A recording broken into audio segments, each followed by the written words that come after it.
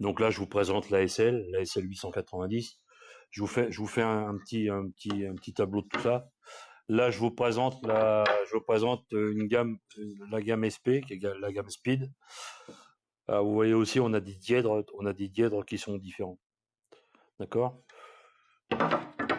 Alors ça c'est quelque chose à part. Là, on a la gamme PG. Alors, la gamme PG, c'est les gammes qui sont Powerglide. Alors ça va intéresser pas mal de gens. Bon, j'en parlerai des programmes, mais vous voyez que sur cette aile là aussi, on a des formes qui sont très travaillées. J'ai encore une aile à vous montrer, qui est en fait une aile historique chez nous, qui est la Power Wing. Alors cette aile là, c'est une aile relativement simple comme ça, mais ça, je vais faire une présentation sur cette aile là, parce qu'en fait, on va pas trop y revenir après. C'est une aile qui correspondait à la 1000, à la fameuse 1000 qu'on a vendue en quantité assez importante, à la fois pour notre profile, mais aussi à des gens qui équipaient des foils d'autres marques avec cette aile-là. Donc en fait, on a adapté, c'est la PW 1055, donc on a adapté au Goliath, pour les gens qui ont changé, qui sont passés de profile des fins à Goliath, pour avoir un peu le même type de sensation. Donc c'est pour eux qu'on l'a fait. Ça a été assez apprécié, mais on s'aperçoit que l'évolution qu'on a donnée aux autres ailes, en fait, sont nettement plus satisfaisantes en termes de stabilité, etc. Ça reste une bonne aile, hein, ça reste facile, mais les autres apportent un petit peu plus, hein, surtout en accélération. Alors, pour les gens qui ont connu ça, quand ils échangent avec nous, on leur met ça, on leur explique ça, ils comprennent tout de suite l'intérêt et la sensation qu'ils ont pu avoir avec le profil des fins. Et on leur dit surtout que c'est totalement différent avec le Goliath. Et bon, là, ils vont totalement dans notre sens, en disant, effectivement, là, ça n'a plus rien à voir. Mais il fallait qu'on ait au moins cette aile, on peut dire, d'accroche, pour que les gens ne puissent pas être trop perdus sur leur pratique. Alors, pourquoi toutes ces ailes ont toutes ces formes un peu travaillées? Il y a un véritable problème, encore, avec l'histoire d'Hydrofoil, c'est que on arrive rapidement. Alors, je sais pas si vous voyez cette aile-là. Vous avez fait des points de repère, on va dire qu'est-ce que c'est que ce truc-là. Et en fait, tout ce qui est hydrofoil a une grosse difficulté avec la viscosité de l'air, la densité, c'est qu'on arrive très facilement à être turbulent sur une aile. Hein, c'est ce qu'on a représenté sur cette aile-là, avec les petits, vous voyez, les petits machins là, qu'on a mis en bleu. Et en fait, le turbulent comme ça, c'est quelque chose qui pénalise énormément les ailes. Puis je vous dirai autre chose après, la différence qu'il y a entre le turbulent et le laminaire. Nous, on a travaillé, alors le profil bien sûr, mais ce qui était aussi important, c'est de travailler les dièdres pour essayer de donner de l'accélération à l'eau.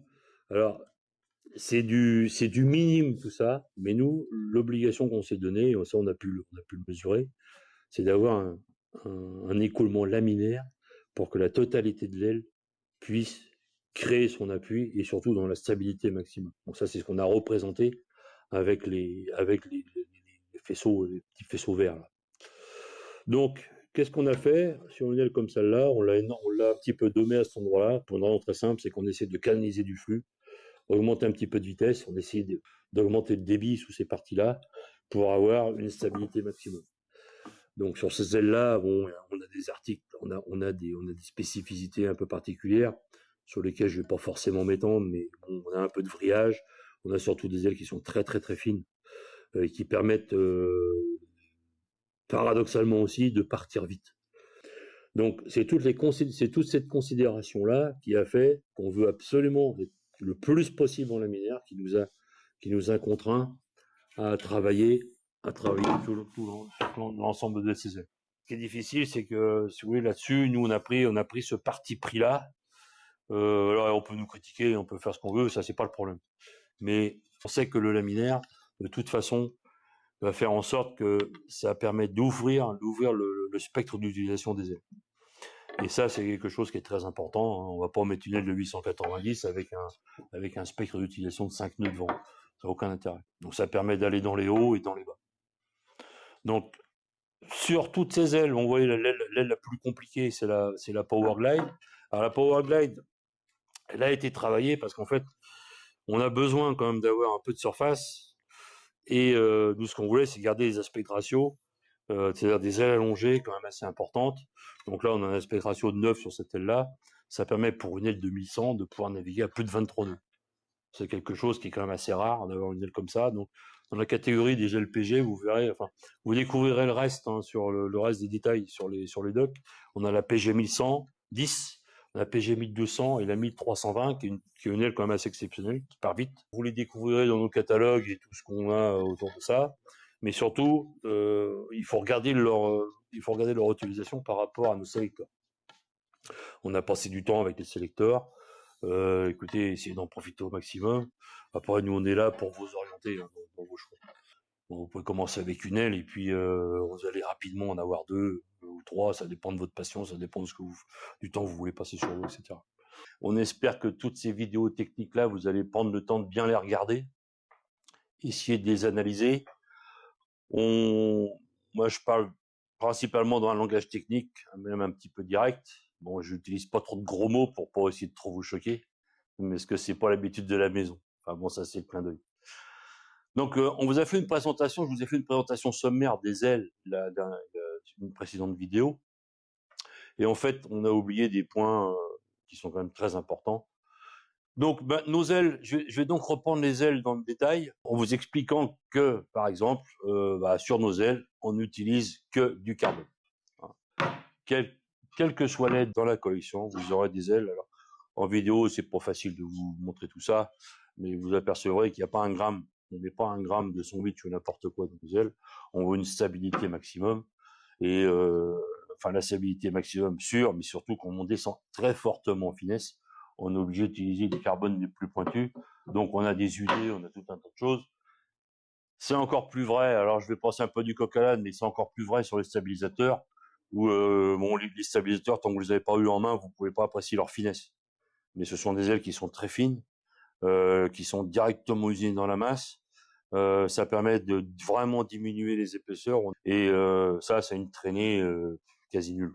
On imagine bien que la surface du stabilisateur par rapport à une surface d'aile, c'est complètement le jour et la nuit. Mais il a ses fonctions de stabilisation, et ça, vous verrez, j'espère que vous apportez un peu plus de technique, pour vous apporter le pourquoi du comment des stables en fonction des ailes, etc.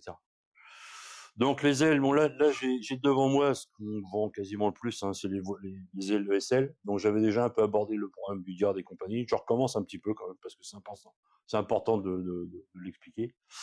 Hein, on a besoin, on est dans l'eau et on doit vraiment travailler le profil à la fois dans ses épaisseurs et surtout dans son rendement. Alors bon, il y a un peu de secret là-dedans. Hein. Il y a des profils que de toute façon vous verrez nulle part ailleurs. Euh, Aujourd'hui, aujourd'hui, on commence à avoir quasiment 6 mois de retour sur l'utilisation de ces foils.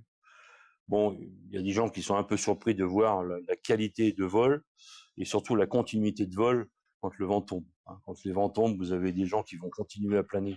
Enfin, à planer, non. L'aile va planer dans l'eau, oui, mais ils resteront en vol, alors que beaucoup d'autres produits concurrents, les gens s'arrêtent. Ça, c'est la catégorie des ailes de slalom. Hein. On a un dièdre un dièdre central assez important. Elles ont des pages d'utilisation de vitesse qui sont très hautes.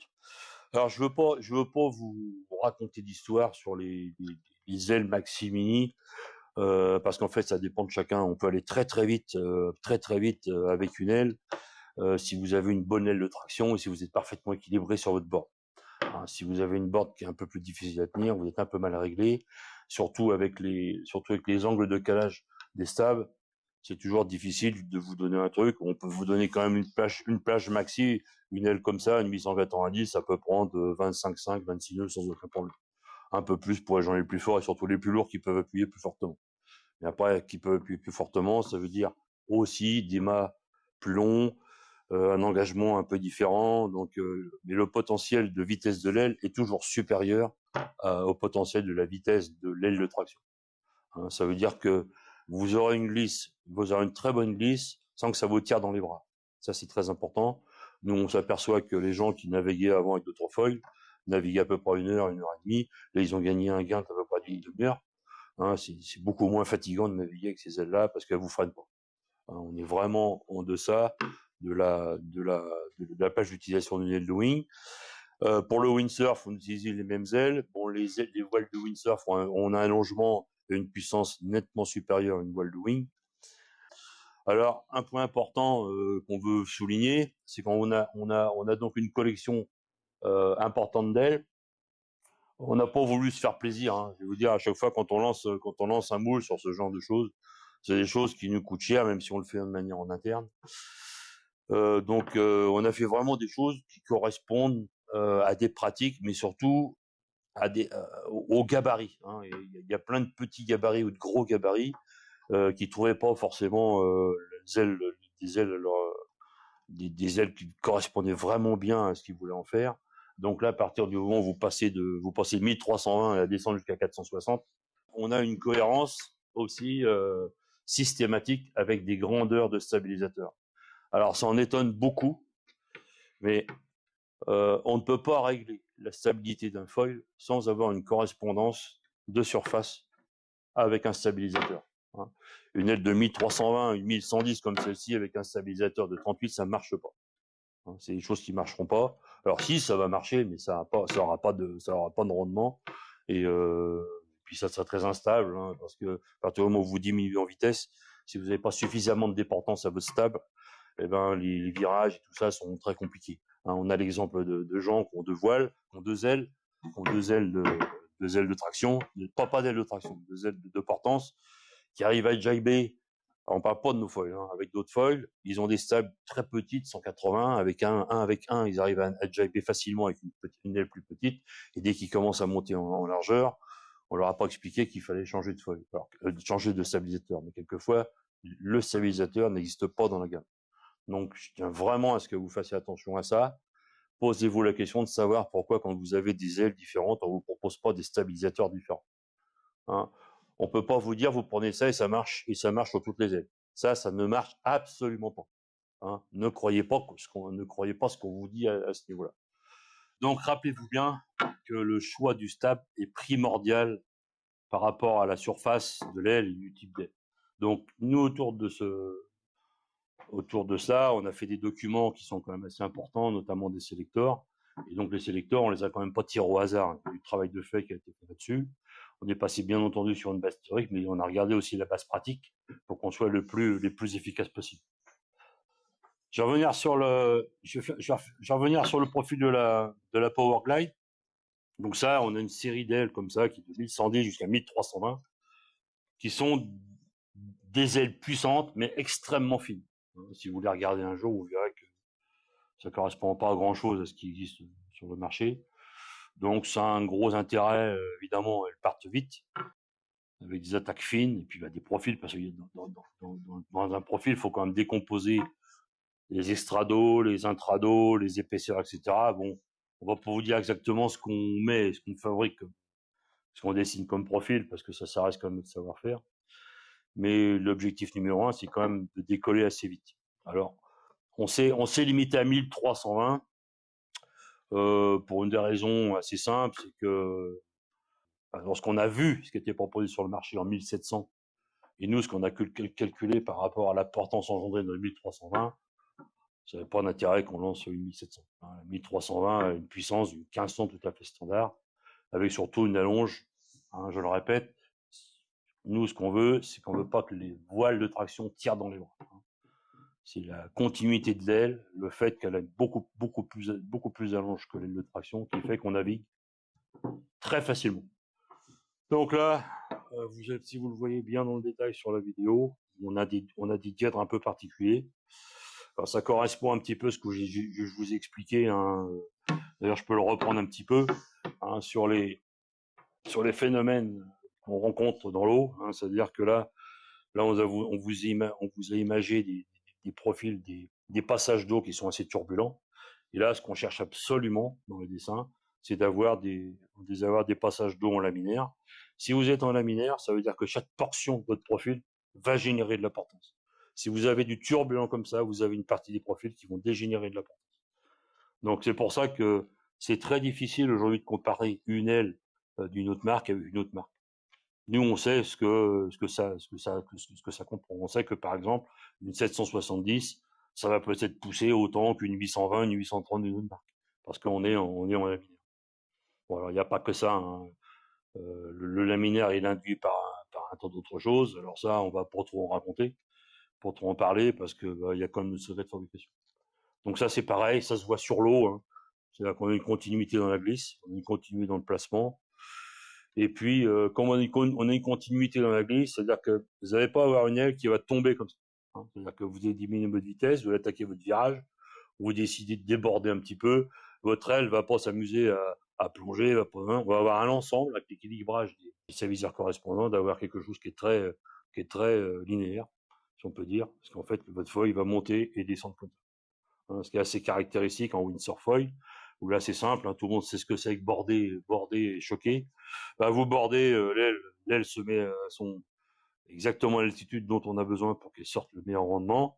Et puis, bah, si vous choquez, l'aile se baisse tranquillement. Vous n'avez pas besoin de changer de position de pied. C'est un confort assez incroyable. Donc, ce confort qu'on a dans le windsurf foil, qui est quand même plus difficile à trouver que dans le wingfoil, vous l'avez exactement pareil, exactement dans le wingfoil. Donc, la PW avec les alter ego, avec des tailles différentes. Ensuite, on a les ailes de speed. Alors, les ailes de speed, ça a été, ça n'a pas été très très simple, parce que vous connaissez plus ou moins les meilleurs, hein, qui font de la vitesse sur ce genre de truc. Et moi, je sais à peu près ce que tous les gens, les meilleurs, utilisent en speed. Euh, Ça va paraître encore un peu prétentieux, mais c'est la vérité. C'est la vérité. C'est simple, c'est qu'en fait, ils n'utilisent pas des profils comme cela. Et s'ils utilisaient des profils comme cela sur quasiment toute leur gamme, ils iraient à la fois beaucoup plus vite et surtout, ils prendraient pas de risque. Parce que à ces vitesses-là, donc quand vous commencez à dépasser les 30 nœuds, là, faut pas rigoler. Donc on sait qu'on nous on est équilibré jusqu'à ces vitesses folles là, hein. Euh, c'est pour ça qu'on a décidé aussi de descendre sur l'aile la plus petite aujourd'hui de la catégorie. Ça c'est une aile qui fait 460, qui a un aspect ratio évidemment assez allongé, mais on n'a pas non plus déliré sur la finesse et la largeur des saumons. Parce que quand on commence à diminuer énormément sur la largeur des saumons, on devient très très vite turbulent. Et par rapport à ce que je vous disais tout à l'heure, c'est-à-dire que les 460 cm², vous allez avoir 370 ou 380 cm² d'efficace.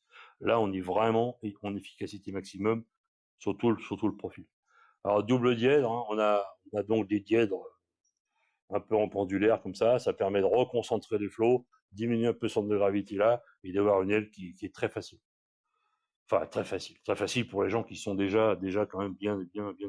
Mais le temps passant, notamment dans windsurf foil, on s'aperçoit que beaucoup de gens naviguent en 565 et en 660. La 660 commence à rentrer un peu dans les mœurs, hein, c'est cette aile-là. Hein, la 660 rentre un petit peu dans les mœurs au niveau du wing.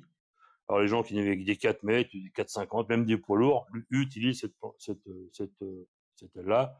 On a quelques records, records pour nous, parce on trouve toujours meilleur que nous, sans doute, mais là, ça passe les 30 nœuds. 30 nœuds sur le 660, déjà très bien. En wing, en planche à voile, on est largement au-dessus, en windsurf foil. Et donc, toutes ces ailes-là, qui sont dans la catégorie des ailes de wing, elles ont tous le même profil. Enfin, le même type de conception. C'est-à-dire qu'on a une double dièdre, une sortie avec des saumons qui sont pas des aiguilles, parce qu'on veut conserver justement cet aspect d'écoulement. Alors là, on a des choses, hein, on va pas tout vous dire, on vous le dit quand même parce qu'on est sympa, et on vrille quand même assez fortement nos ailes pour en fait les délester un petit peu dans ces parties. C'est ce qui fait que le foil il reste facile. Alors ce qu'on fait sur les ailes de speed, comme sur les autres ailes, c'est la même chose, hein. On essaie de les délester à certains endroits pour ne pas avoir des ailes qui ont tendance à monter dans le ciel, parce que ça c'est dangereux. Et du fait qu'on n'exagère pas les moments de voyage, on n'a pas non plus des ailes qui vont faire des effets de croche-pied comme ça. Ça c'est quelque chose franchement qu'on connaît pas. Alors pour tout vous dire, c'est pas un effet de style, hein, toutes ces formes un peu bizarres là. C'est pas un effet de style, c'est des choses qui ont été mesurées, calculées. Et puis je vais vous dire franchement, hein, si toutes les ailes droites étaient meilleures que ça, il y a bien longtemps que nous, on aurait fait toute une collection en aile droite. Parce que Ça, quand vous faites un moule en 2 parties comme ça, c'est des centimètres cubes d'alu que vous êtes obligé de foutre à la poubelle. Et ça passe beaucoup de temps et ça coûte aussi beaucoup d'argent.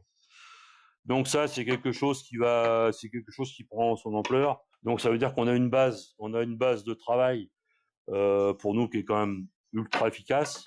Toujours plaisant de naviguer assez vite et surtout dans le confort maximum. Ça, c'est indéniable. Alors, quelque chose auquel, enfin, je vous ai pas parlé, c'est qu'en fait, vous voyez des marques de foil dans le wing, principalement dans le wing, où vous avez les avions, ce qu'on appelle les avions. C'est-à-dire que l'avion, vous avez un changement d'aile sur votre foil, c'est-à-dire que vous avez l'aile intégrée à l'avant et vous avez quelquefois le stab. Le stab qui est intégré à l'avant ou quelquefois aile intégrée devant et stab démontable derrière. Le stab, il peut être démontable à partir de là, etc. On sait par calcul et puis de toute façon par simple navigation que un foil comme celui-ci, avec des sections comme ça, à cet endroit-là, qui vont être positionnées au-dessus de l'aile, on sait que c'est le meilleur type de fabrication. C'est-à-dire que si vous prenez votre aile, vous bloquez ça, vous allez voir, on n'a pas de moment de vrillage. Alors que les 3 quarts des foils sont montés avec une emprise dans ces fonctions-là, soit encaissées dans l'aile, ou soit en portance, mais prise par 2 ou 3 vis ou 4 vis, c'est très très moyen. D'accord. Donc nous, alors il y a aussi quelque chose qui est important, c'est que vous allez acheter une aile comme ça dans les 350-400 euros, vous n'avez pas à vous démunir en achetant des avions à 1200 euros, 1300 euros, je sais même plus plus ça. Ça, c'est un point qui est quand même important. Et en plus, quand vous naviguez avec des ailerons, des foils comme ça, vous avez votre mât qui est bloqué là-dessus, vous pouvez le laisser bloquer, c'est du carbone, il n'y a pas de corrosion. Nous, on vous donne des produits pour protéger vos vis, vous n'allez pas vous emmerder à démonter ça à chaque navigation. Les ailes, c'est pareil, si vous avez de la place dans un véhicule, après, quand vous avez des ailes de 1300 ou 2000, c'est quand même un peu risqué de se balader avec des ailes qui vont dépasser et des stabs arrière. On a que ces 8 vis là à démonter et terminé. Donc, on vous fera des vidéos pour vous montrer à quelle vitesse on monte une aile avant. Vous allez être surpris parce qu'en fait, on a toutes les mêmes vis là. Et en fait, la course a été calculée. L'emplacement des inserts qui ont été mis à l'intérieur ont été calculés pour qu'on ait la même course de vissage entre la première vis et la dernière vis. Donc c'est du style 1 minute pour monter une aile, et puis 30 secondes pour monter un stab, avec sa cale. Hein, on livre le foil en fait avec 3 cales. Bon, ça on en parlera un peu après, je vous en parle un peu là, avec une cale d'un degré 5, 1 degré et 0,5. Et là, ça vous permet d'avoir le combo de cales largement nécessaire. Et ça, on vous expliquera pourquoi on ne va pas livrer avec 2 degrés, 2 degrés 5. Mais ça va faire partie d'un autre sujet. Voilà, donc moi j'en ai fini pour les ailes. Les ailes de vitesse sont pas prioritaires hein, pour les gens qui commencent. Quelqu'un qui va se retrouver débrouillé avec un gabarit assez lourd et qui veut, mettons, une aile un peu polyvalente, qui va passer partout. Bah, s'il veut faire de la longue distance dans les conditions où il n'y a pas beaucoup de vent, on a ce produit-là qu'on a fait spécifiquement pour le vent moyen, qui est la SP 810 cm². Donc ça, c'est quelque chose qu'il faut avoir à un moment donné peut-être dans son cuveur, mais ça n'a pas forcément une utilité. Voilà. On a quand même pas mal de gens qui passent de la 770 SL à la SP 660, à condition d'être déjà un petit peu plus expérimenté.